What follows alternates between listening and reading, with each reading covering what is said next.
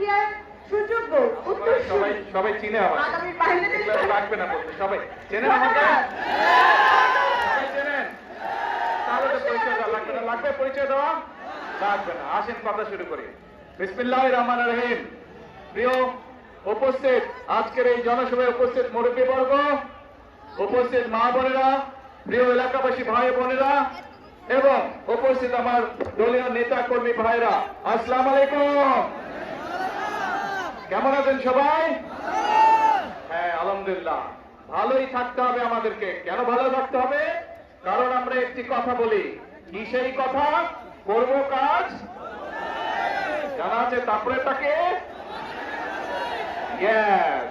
এবং সেজন্যই আজকে আমরা যেই খাল প্রায় 48 বছর আগে শহীদ রাষ্ট্রপতি জিয়া রহমান খনন করে গিয়েছিলেন, তারপরে সময়ের পরিক্রমায় খালটি বন্ধ হয়ে গিয়েছে এবং এই খালটি যখন বন্ধ হয়ে গিয়েছে, তার ফলে বহু কৃষক, এই যে আমার পাশে কৃষক ভাই বসে আছে, ওনার কথা একটু আগে শুনলেন আপনারা, যে এই খাল আমরা খনন করতে পারলে, শহীদ জিয়া যখন খনন করেছিলেন তার ফলে এই এলাকার কৃষক ভাইদের সুবিধা হয়েছিল।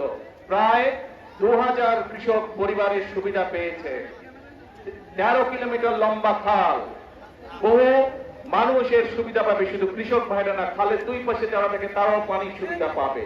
কাজেই এই খালটি খনন করতে হবে। এইরকম আমরা সারা বাংলাদেশে 20,000 কিলোমিটার খাল খনন করবো ইনশাআল্লাহ আগামী 5 বছরে। কারণ আমরা বাংলাদেশকে খাদ্যে স্বয়ংসম্পূর্ণ আছে, আমরা আরো খাদ্য উৎপাদন বৃদ্ধি করতে চাই বাংলাদেশে, যাতে খাদ্যের জন্য কোনো মানুষকে কষ্ট পেতে না হয়। আল্লাহ রাব্বুল আলামিন বাংলাদেশের মাটি এত উর্বর করে দিয়েছেন যে আমরা যদি সময় মতন পানি দিতে পারি, তাহলে আলহামদুলিল্লাহ আল্লাহর রহমতে এখানে ফসল ফলে। ঠিক না কৃষক ভাই? পানি ঠিক মতন দিলেই ফসল ফলে। এখন প্রিয় ভাই বোনেরা, এই যে আমরা খাল খনন করব, এই কথাটি কবে বলেছিলাম বলেন তো? হ্যাঁ, কবে? নির্বাচনের আগে বলেছিলাম। কারণ আমরা জানি খাল খননের ভিতর দিয়ে কৃষক ভাইদের উপকার হবে।